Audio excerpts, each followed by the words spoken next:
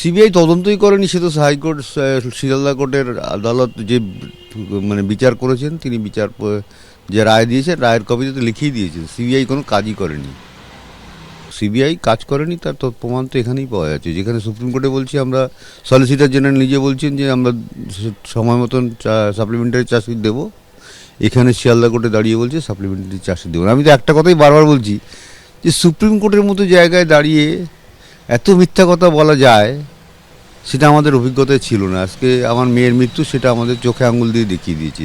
হাইকোর্টে মিথ্যা বলে, কারণ আমাদের এখানে আমরা নিজেরাই প্রেজেন্ট থাকবো, দরকার হলে আমরাই প্রতিবাদ করব। মানে যদি মিথ্যা বলে? হ্যাঁ, অবশ্যই।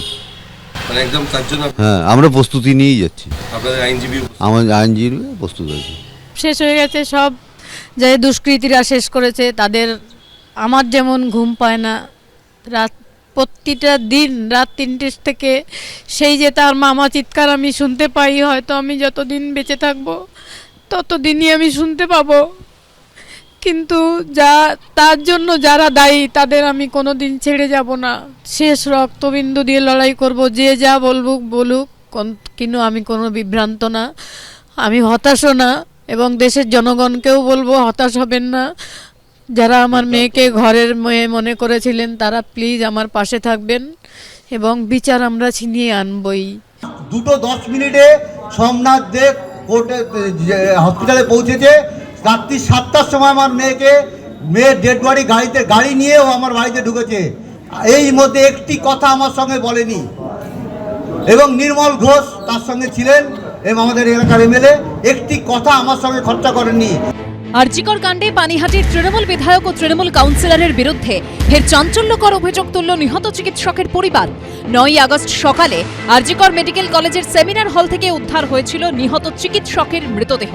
নিহতের পরিবার প্রথম থেকেই অভিযোগ করে আসছে, ওই দিন রাতে ভিড় সরিয়ে তাড়াহুড়ো করে তাদের মেয়ের মৃতদেহ সেখান থেকে বের করে দেওয়া হয়েছিল।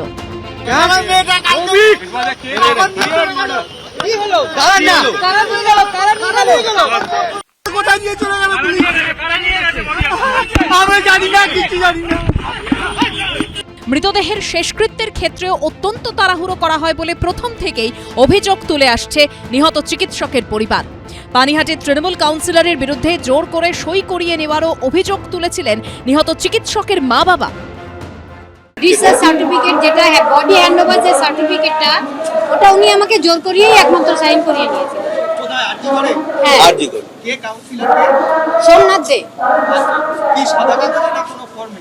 না, ফর্মেই। শুধু কাউন্সিলর সোমনাথ দেই নন, 9ই আগস্ট দুপুরে আরজিকর মেডিকেলে গিয়েছিলেন তৃণমূল বিধায়ক নির্মল ঘোষও। গিয়েছিলেন নিহত চিকিৎসকের বাড়িতেও, শ্মশানেও উপস্থিত ছিলেন তিনি। তদন্ত চলাকালীন তাঁকে সিজিওতে ডেকে 7 ঘণ্টা জিজ্ঞাসাবাদও করে সিবিআই।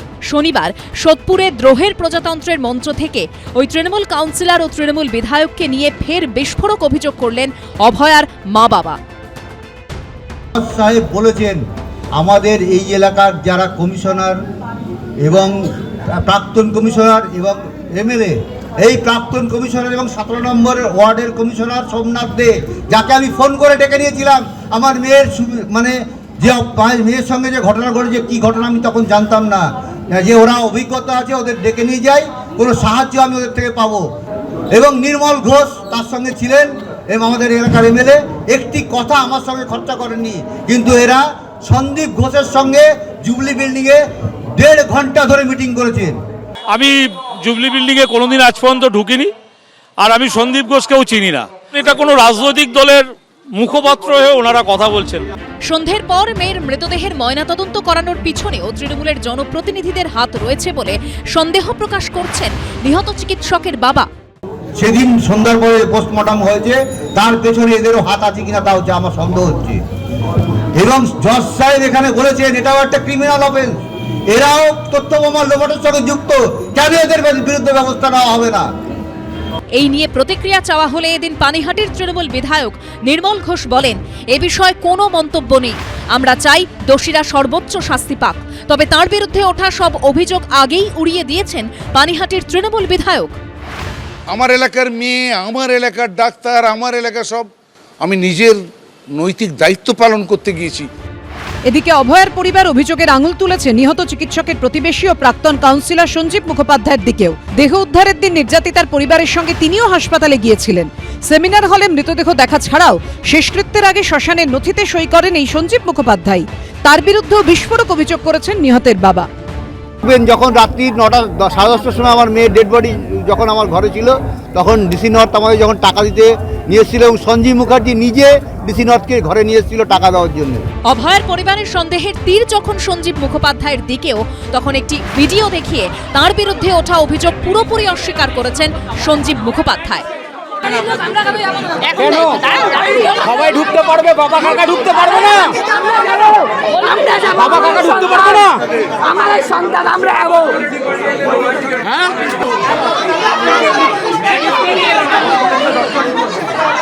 এই যে 9 তারিখ আন্দোলন, 14 তারিখ আন্দোলন যেগুলো দেখাচ্ছেন না, সেই দিন কিন্তু একা আমি ছিলাম ওখানে। অসহায় বাড়ির লোককে একটা ঘরে ঢুকিয়ে রেখেছিল। আমি যাওয়ার পরে যে চিৎকার, অশান্তি আর আন্দোলন করলাম, তার একটা দুটো ভিডিও ক্লিপ আছে।